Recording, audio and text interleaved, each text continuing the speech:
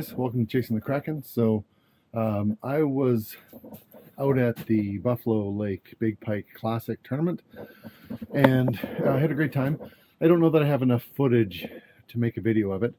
I did catch one pike and that put me in 29th place, but yeah, it was a slow weekend overall. Now, one of the big learnings for me was my first time ice camping out on the ice. I spent 2 nights out there and I have to say I was moderately miserable. Not enough padding on the cot, for one, and the tent was the orange tent I had, which is 70 inches by 70 inches squared, and I just found it was like the cot barely fit in there if I pulled it out about 6 inches from the wall, and then the heater was right in front of my sleeping bag, and yeah, there were a number of issues with it. So, and also that orange tent, just some feedback. It was a great tent, really well made, but the fact that it glowed orange all the time in the light on the inside, eventually was like sucking the life out of my eyeballs, and it was terrible for filming. So, honestly, I think it would be a good tent for anyone who's just day fishing. But if you're going to spend a lot of time in it, I wouldn't recommend anything that has some sort of a, that isn't blacked out or whited out or something to block out the outside color, because that orange was it was special. All right, so this is the 5-sided XPS Cabela's brand thermal hub ice shelter. Now it's a 5-side, so it's quite a bit bigger than what I had. I've don't think I've ever seen one of these set up before, so today's the first time I'm going to unbox it. I'm going to set it up and we're going to see how much space we have, but I'm looking forward to this. I did originally go to Cabela's and I bought the 4-sided wide bottom, and my thing is that I always tend to go cheap. Like my first winter of ice fishing, I had a free tent, which was a small 2-man that was falling apart. I had to put a piece of fiberglass in it just to hold it together. Yeah, and you'd have to go outside and change your mind. So then I upgraded to my Frabel HQ 200, and that was great, but not insulated. And that was 72 by 72. And then I got that orange tent, which was from Amazon, which I got it for a steal of a deal. I only paid $126 for it. But yeah, the color and the inside glow, and of course the fact that it was just barely big enough to sleep in. Okay, we're going to go through the top. I've got my my little tool here. Just one of these little multi-tools. Comes in really handy when you need it. So let's get this sucker opened up. Get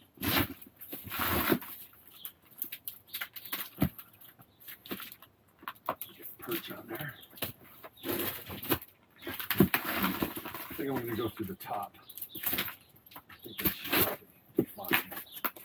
All right. We have opened her up.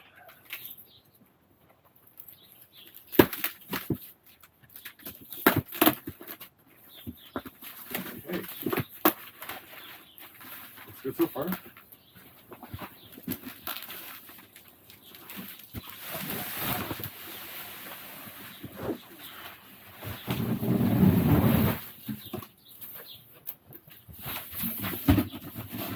Well, she ain't small.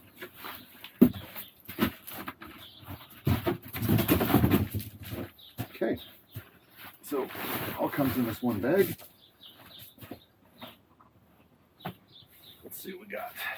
Now I believe it's supposed to come with the ice anchor adapter, which I already have one, but it's good to have a second.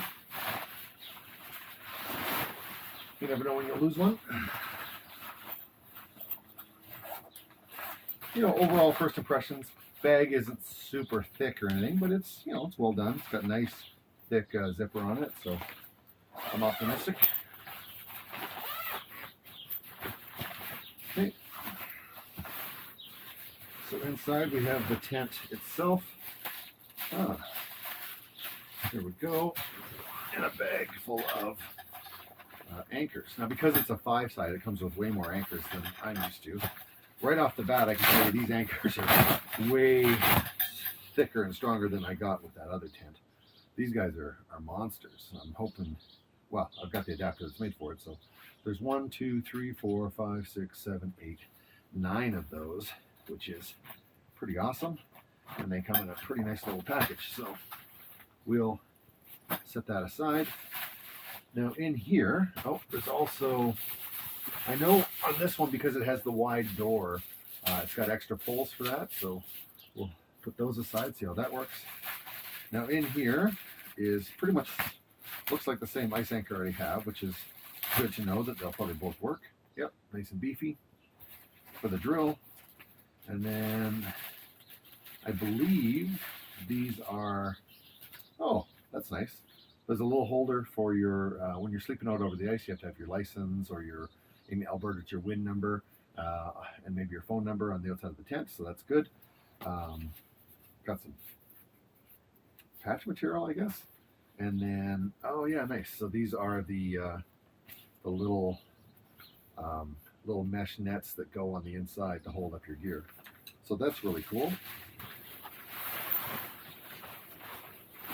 Okay, so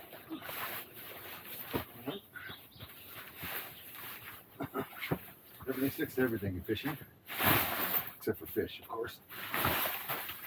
All right, so the bag is there. Let's move you over and let's get this in the backyard. All right, I have watched enough videos to know that the pointy side goes down. So let's lay this down and open up this buckle. Okay, stand her up again.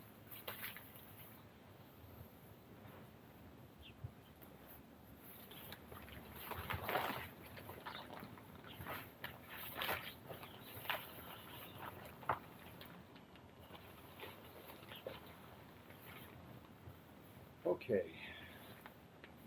Now, from what I understand, is you're supposed to put the top up first. Let's try the top first approach.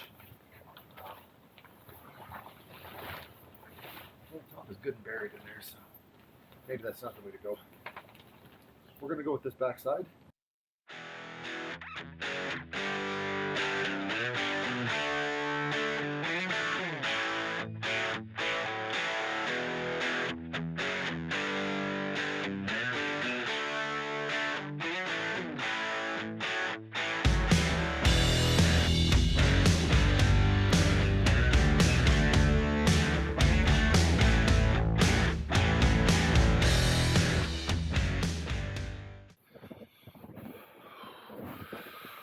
Yeah, okay.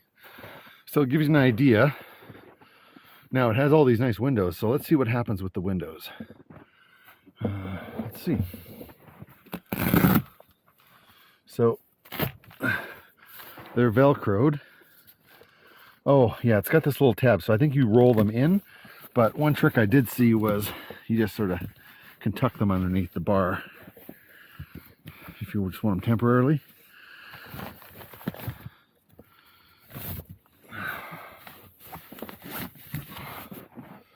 Okay, let's get all these windows open. So we've got, oh, forgot this guy. We've got 1, 2, 3, 4, 5, 6, 7 windows plus the door. So already super bright in here. Now here's the vents. So you can drop those down, which is nice. The windows are removable, which is cool because in the fall or spring, I could always use this tent, and if I was worried about it being too warm at night, I could always make my own mesh windows to replace these, which is a good idea. I told you that last tent was really tight. Well, so I had this little lantern. So this is a Cabela's lantern.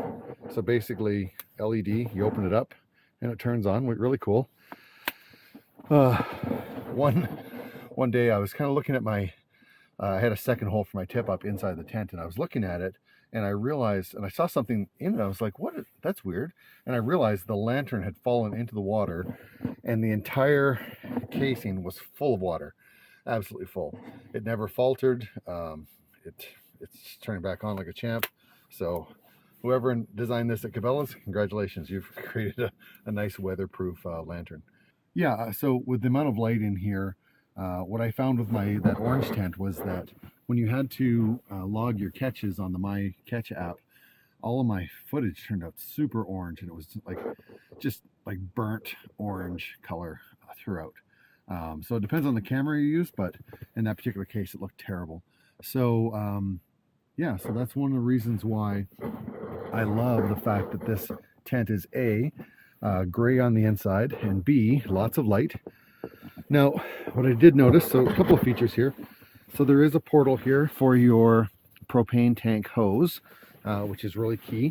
One thing that I learned is, I didn't want to buy a filter, and I didn't have a hose. My adapter hose was broken for my 1 pound to 20 pound adapter. So I went out to Buffalo 2 nights, and I had about 12, I want to say 12 1 pound propane canisters on me. And that was part of the misery, was that at night, so what I had read was that the portable buddy heater was supposed to last for 6 hours on low. Don't believe it.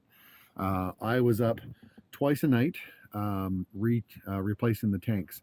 So I'd get maybe 3 hours out of a tank. So I'd go to bed, tank would die after about an hour because it had been running before that, and then I'd have to replace it.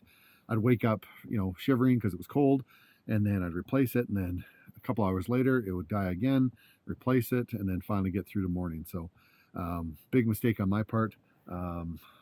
Yeah, I don't know what I was thinking, but I was a little optimistic that I could get 6 hours out of a tank. So anyway, so that's where that comes in handy.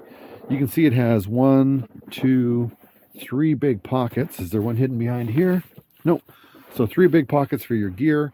I did put up this mesh. So what's nice is you can put your gloves in here if you have any tools. Like I've got a tape measure with me. Well, don't do that. But you know what I mean? You could put a jacket or a pair of gloves in there, something that would stick. And that would be really nice. So good place to put your stuff out of the way. We mentioned the venting, and what I did realize, because I'm a dummy, is that, yeah, so the door, you can't zip it down to the bottom. You have to zip it up to the top. But once it's open, you do have this nice Velcro here. So you can close it and Velcro it up. That's a little bit ambitious, I think, but whatever. Hang on. Yeah. So just make sure it's in there nice and good, and you can open that door wide open as well. Where did I see that? Oh yeah. So it does have another exit. So in the event that there was ever a fire, or or just somebody was visiting and they wanted to come through here, you have your standard triangular door. And like most of these, it's under a lot of pressure, but you can get in and out, and then this one likewise can close up. So if it was a warm day, you could have just a ton of light in here, which is super nice. So let's give you a tour around the outside.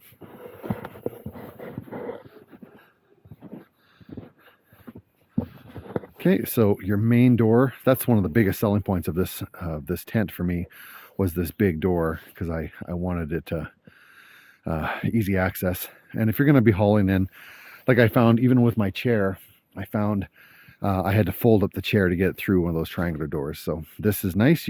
Big entryway when you're setting up. Like I said, these straps are super strong and everything's tucked in, which is nice. Down here, just while we're at it, you've got a spot on the skirt to put in your ice anchors. These vents actually have a bit of plastic here, which my Amazon tent didn't, so it would just sort of just flop down. So this keeps that puffed out. Okay. So I'm going to do the top, and then I'll do the bottom as well. So top, corner to corner, 56 inches.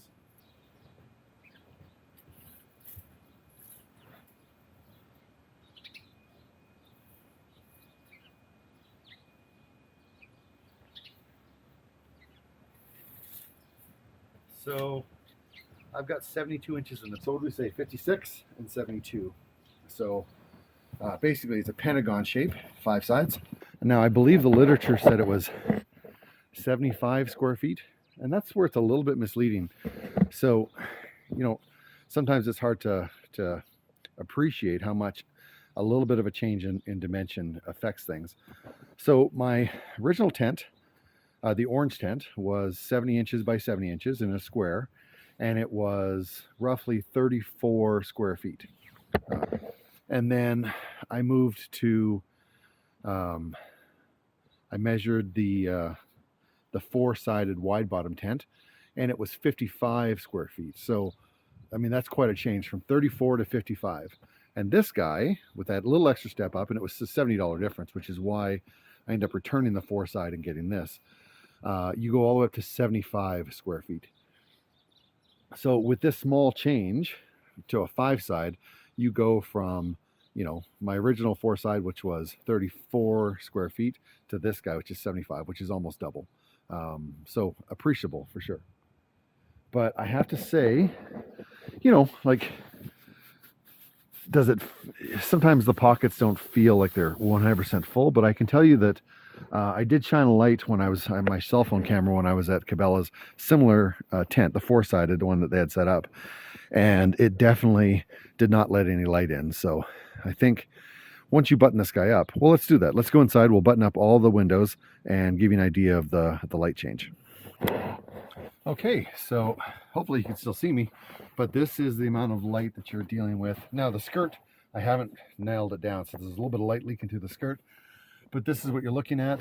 Now you can see, hopefully you can see, a little bit of light coming through the stitching there, maybe a tiny little bit around some of the, like especially by the hubs, maybe a little bit in the corners, but overall pretty much blocks out the light, which is nice. So if you ever want to take a nap out on the ice.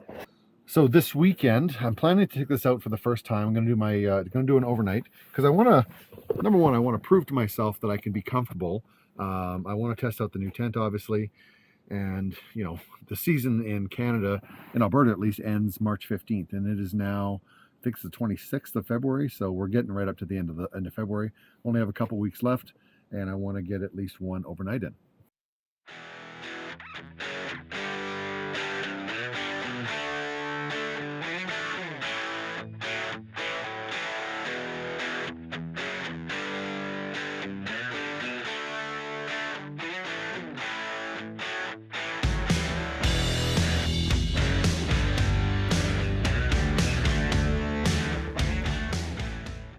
Whoever makes those Amazon tents, it's like they're on a budget for the bag. Like, how can we make the bag the smallest possible bag to work? I have to say this bag and this teardown is a dream compared to those other ones. The bag has lots of room. And one thing I found with the four-sided ones, you have to sort of twist the top as it goes down, and you're always worried about breaking the poles. This one just folds up like a dream. So, yeah. Thanks for coming along, and yeah, I'm looking forward to getting this one on the ice.